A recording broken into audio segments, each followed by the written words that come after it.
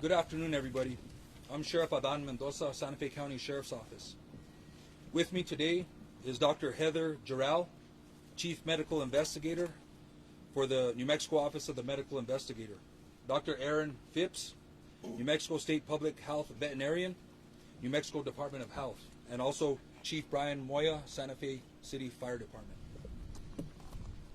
This investigation started on February 26th with the discovery of Mr. Hackman and Ms. Arakawa and their dog at the residence. I just want to do a short recap and then touch on some new information. As we know, both individuals tested negative for carbon monoxide. City Fire conducted tests and deemed scene safe for deputies to conduct their investigation. The preliminary pacemaker interrogation results were released last week, and I'll let Dr. Giral touch more specifically on those results. The gas company New Mexico, they also did an analysis of the residence, and they found one minor leak in a single burner on the kitchen stove, which was 0.33% of room air, which was pretty minute and insignificant. Since that time, Xena, the deceased dog, has been taken for necropsy at the Veterinary Diagnostic Services, and we'll be awaiting those results. Let's speak a little bit in reference to the timeline for Betsy Arakawa. We know from our investigation that on February 9th, 2025, she picked up Xena from Gruta Veterinary Hospital. There was a procedure that was done with the dog, which may explain why the dog was in a crate at the residence. Let's move on to February 11th, 2025. Mrs. Arakawa had an email conversation with her massage therapist at about 11:21 a.m. Moving on into the afternoon, Ms. Arakawa was at the Sprouts Farmers Market between 3:30 and 4:15 p.m. Ms. Arakawa was seen on surveillance video at the CVS Pharmacy in Santa Fe from 4:12 to 4:20 p.m. She then stopped at a local pet food store at about 4:54 p.m. Her car was seen on surveillance, and the remote control clicker that is assigned to her and her vehicle was used to enter the subdivision to gain access to the gated community at 5:15 p.m. Numerous emails were unopened on her computer on February 11th. There was no additional outgoing communication from her or known activity after February 11th, 2025. The cell phone information and the cell phone data is pending. We're working with state police to get the information from those phones, but our investigation shows that all the last known communication and activity from Ms. Arakawa was on February 11th. I'm going to go ahead and turn over the podium to Dr. Giral. I would ask that everybody refrain from asking questions until everybody has provided their statements. I'll step up to the podium, and then we'll go ahead and field questions from the media. Thank you.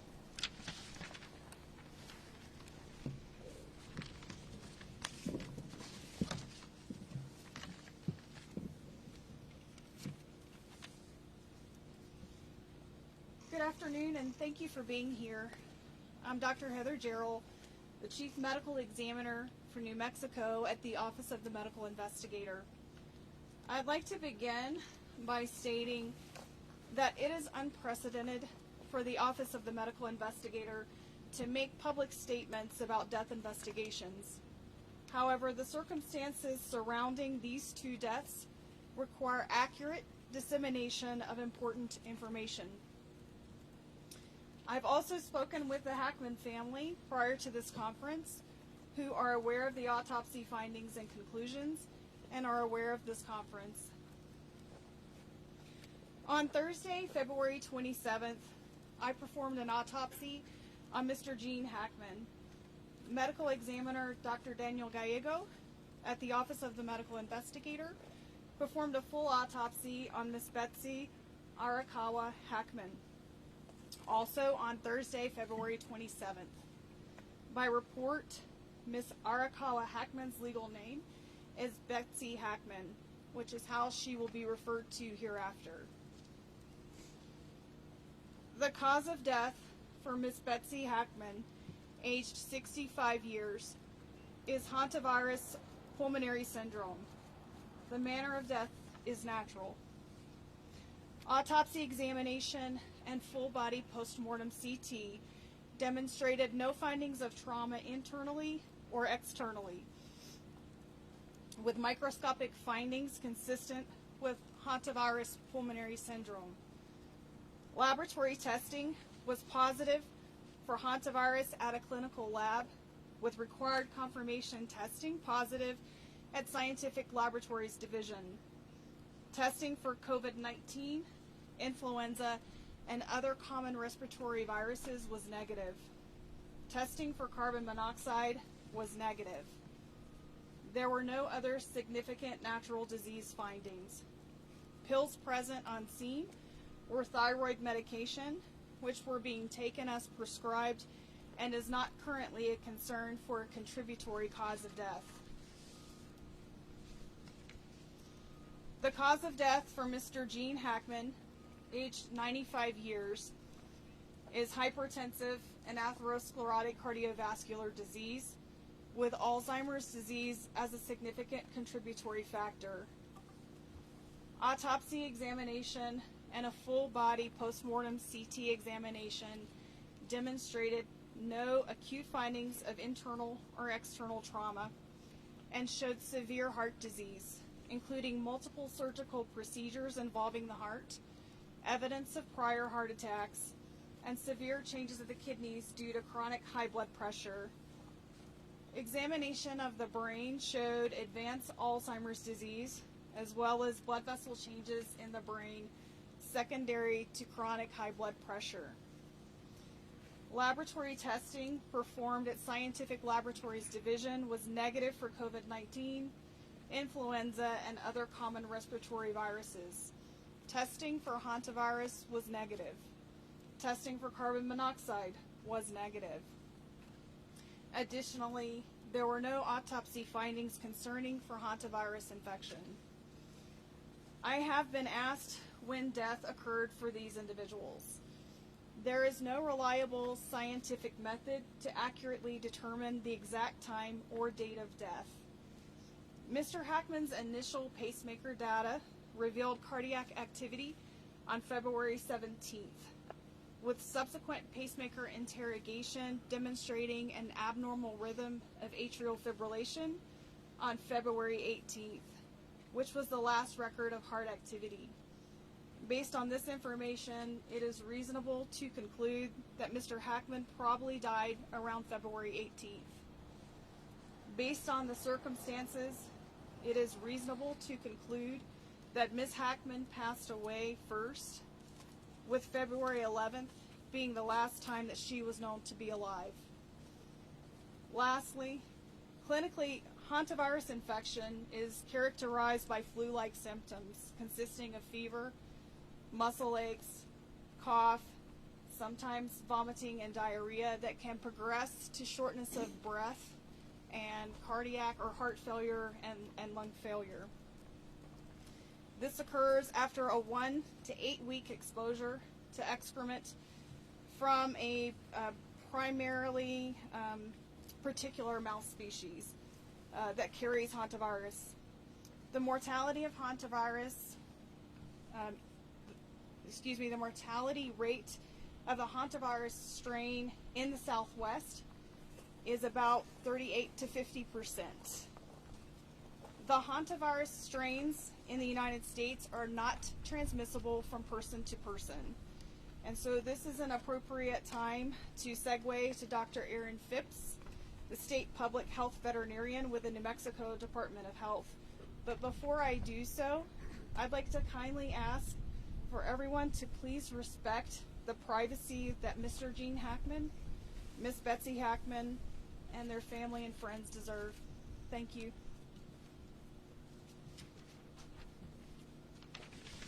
Thank you, Dr. Gerald. I will now provide additional information about hantaviruses in New Mexico. There are many different types of hantaviruses found worldwide. These viruses are zoonotic, meaning they are transmitted from animals to humans. Hantaviruses are carried by rodents. The hantavirus found in New Mexico, the sin nombre virus, is found throughout the state, primarily in deer mice, but in other rodents as well. Hantavirus pulmonary syndrome is a rare disease caused by hantaviruses, but a small number of human infections are found every year in New Mexico. Over the past 5 years, New Mexico has confirmed between 1 and 7 hantavirus infections in humans each year. Through the end of 2024, we have identified 136 infections over the past 50 years in New Mexico residents, 5 of these in Santa Fe County. This is a serious disease. 42% of these infections here in New Mexico were fatal. Most transmission occurs around the patient's residence or workplace, and the New Mexico Department of Health typically conducts an environmental investigation at the residence of all hantavirus cases in our jurisdiction. This can help identify specific areas that may pose higher risk, providing insight into where transmission may have occurred and how to prevent future infections. On March 5th, the New Mexico Department of Health staff conducted a risk assessment of the property, including the main residence as well as other structures on the property. This was critically important to address concerns about health risks to first responders, as well as to inform any prevention measures needed to protect the family and other individuals entering the property in the future. We assessed the risk of exposure in the primary residence as low, similar to other well-maintained houses in New Mexico. We did identify signs of rodent entry in other structures on the property and provided information and resources about reducing the risk of hantavirus transmission related to those areas.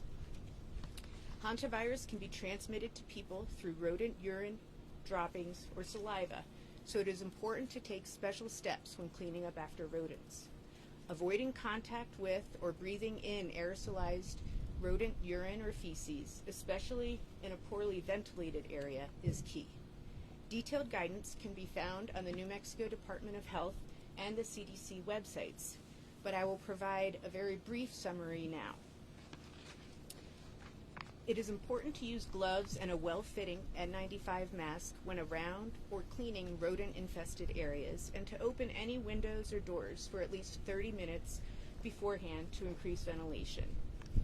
Spray the area thoroughly with a 10% bleach solution or a commercial disinfectant. Let it sit for 5 minutes. Next, clean the area with paper towels, then throw them away in a covered garbage can that is regularly emptied.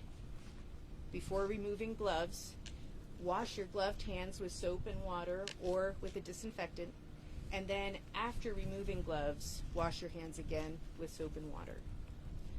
It's important to never sweep up or vacuum mouse droppings, since this can spread particles up into the air. Since hantavirus is found throughout New Mexico, awareness of these risks and how to reduce them is important for all New Mexicans. The New Mexico Department of Health extends our deepest condolences to the families and friends during this difficult time. Thank you. Thank you. I think that'll conclude the statements for today. We will go ahead and take questions. I ask that there be one question per agency, and please state who you're directing the question to, as there's several individuals here at this conference. Sir. Sheriff, just to clarify the timeline here, does this mean Gene Hackman was likely home with his deceased wife for a week before he passed away himself? Yes, I would assume that is the case. Do you believe, given his Alzheimer's status, that Mr. Hackman was able to live on his own and survive for those 7 days? I think that's more a question, maybe for Dr. Jarrell. Just to repeat so that everyone could hear, the question was, do we believe that Mr. Hackman was able to live on his own and survive? The answer to that question is that Mr. Hackman showed evidence of advanced Alzheimer's disease. I'm not aware of what his normal daily functioning capability was. He was in a very poor state of health. He had significant heart disease, and I think ultimately that is what resulted in his death. I was able to look at fluid to determine if he was dehydrated, and I did not see evidence of dehydration. I did see evidence of very poor kidney function, and I think he died as a result of his heart disease and with Alzheimer's being that contributing factor. What about starvation? The question was, what about starvation? So there was no food in his stomach, which means he had not eaten recently, but he had also no evidence of dehydration. So based on your understanding of the progression of the Alzheimer's, do you believe that he was possibly not aware that his wife had died or didn't know what to do in that situation? It's difficult to answer. The question was he aware that Ms. Hackman had died? And I think that question is difficult to answer, but I can tell you that he was in an advanced state of Alzheimer's, and it's quite possible that he was not aware that she was deceased.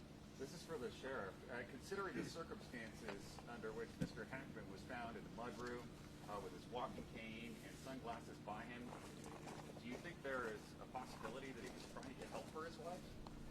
That's hard to answer. Again, it's hard to get into the frame of mind of what was happening at the time, and I don't know if we'll ever have the answer to that question, whether he was going to go for help or he wasn't. Sir. Sheriff, are there any other big questions that you're trying to answer? I mean, does this answer the biggest questions you had about their death in this case? Is there anything else that you're really seeking? Yeah, so the question is there any other big questions that are left? I think a lot of questions were answered here today. I think there was, Dr. Durrell went over the cause of death, and I think a lot of those questions are answered. I think the timeline that we've been given as far as the pacemaker results and the history and evidence that we found as far as the timeline of Ms. Arakawa, I think a lot of the questions have been answered. We are waiting on the cell phones, but I would very unlikely that the cell phones are going to show anything else. Another question? Are there any signs of, what have you learned about Mr. Hackman's communication after February 11th? Did you talk to any friends of his who had spoken with him during that week-long period, or know anything about what he was doing? So the question is whether there was any communication from Mr. Hackman or activity, and no, at this point, no. I don't know if he used cell phones or technology or emails. There's no indication of that. So right now there is no activity from Mr. Hackman. Sheriff, do you know if his pacemaker was connected to some sort of monitoring service? Was anyone tipped off that something was wrong? The question was his pacemaker connected to a monitoring service? The answer to that is that one of his physicians had contacted me and told me that they could see the data from the 17th, but that to really get the most information from that would come from the interrogation of the pacemaker. And that's as much as I can answer, not being a cardiologist.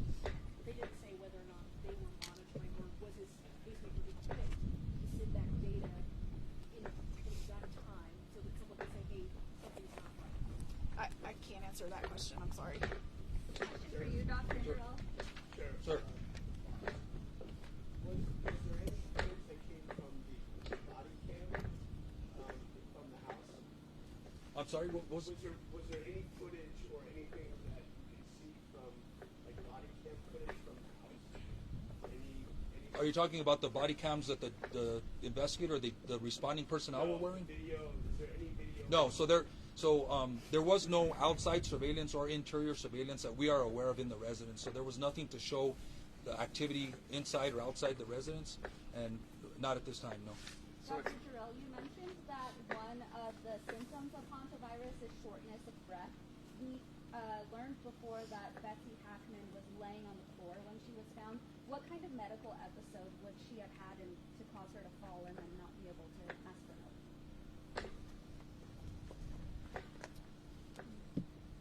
question was regarding shortness of breath with hantavirus and what kind of medical episode would we expect from somebody found on the floor. And I think to be able to answer that question fairly, it can go back to hantavirus infection, which initiates with what's called a prodromal phase. That's initially flu-like symptoms where a person has fever and muscle aches, that they don't feel well. After, of course, being exposed to rodent excrement. And that phase can last roughly 3 to 6 days. And then they can transition to that pulmonary phase where they have fluid in their lungs and around their lungs. And at that point, a person can die very quickly, within 24 to 48 hours, roughly speaking, without medical treatment. It's not uncommon to find someone down on the floor as part of a terminal collapse, so to speak, and that may very well have been what happened to Ms. Hackman. You're estimating her time of death on the 11th, or is it possible that she collapsed and was alive for a couple of days? It's hard to say. I don't think she was on the floor alive for a couple of days. I think that she went through that time period, and I don't know when she began to feel ill. And those are just things that I don't know that I'm ever going to have the answers to. But I think, and going back to that initial time period, roughly 3 to 6 days of feeling ill and then succumbing pretty quickly after fluid begins to build up in the lungs. Given the dog was crated, is it fair to assume that the dog died from dehydration or starvation?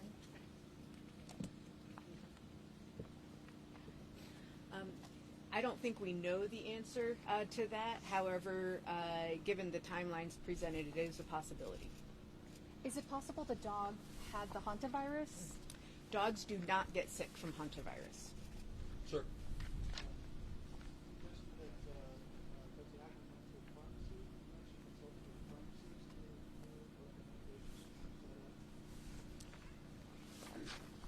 The question was if we knew on Betsy's visit to the pharmacy if there was some medication or if she consulted with a pharmacist. We don't have that information, and I'm not sure that we can get that information due to HIPAA laws, but we don't have that information right now. Sheriff? Sir.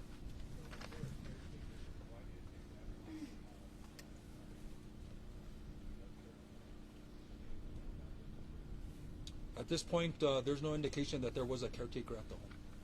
Sheriff, with the footage that you saw of Betsy on February 11th, was there any indication that she was feeling shortness of breath or having trouble moving around while she was running these errands? You know, we can analyze the video a little more, but it's going to be hard to tell. She was walking around, she was shopping, she was visiting stores, but my detectives didn't indicate that there was any problem with her or struggle of her getting around. So, and I believe she had a mask on also, so I'll have to confirm that, but yeah, there wasn't any indication of that. Sasha? Sheriff, just like if you were Chief Moya, I don't know who could better answer it, but when was the last time you guys dealt with a hantavirus case in Santa Fe County or responded to one?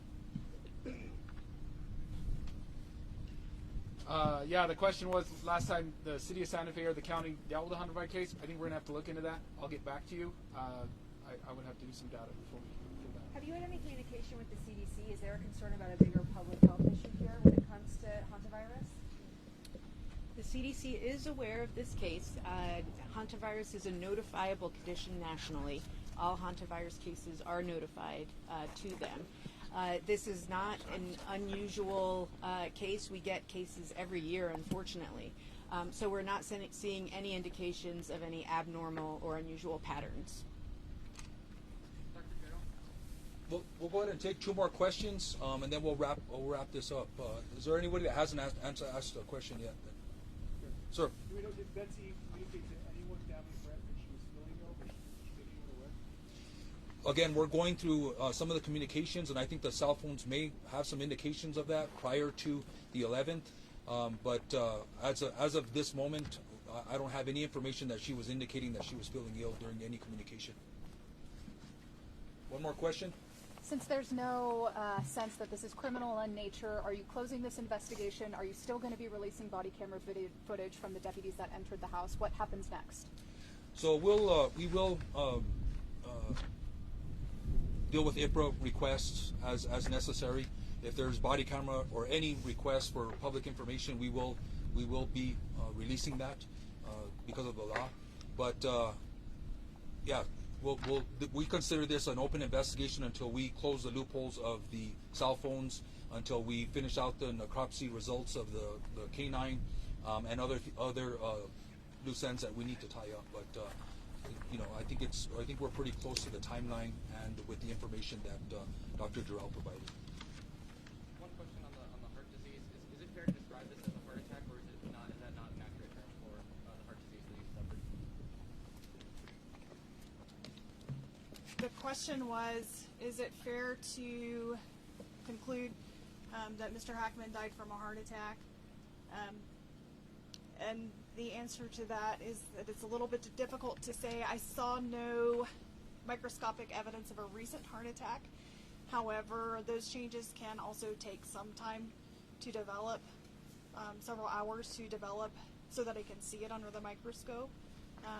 He could have had an abnormal heart rhythm. We already know that he was in atrial fibrillation on the 18th, and that could have evolved into a more terminal heart rhythm. Is heart failure an okay way to describe it, if we use that terminology?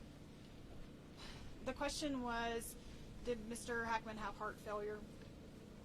Oftentimes we see fluid around the lungs and heart failure and congestion of the liver. I did not see that in his case, but he had very poor heart, or very extensive heart disease, and so he would have been predisposed to abnormal heart rhythms, and hence he had a pacemaker as well.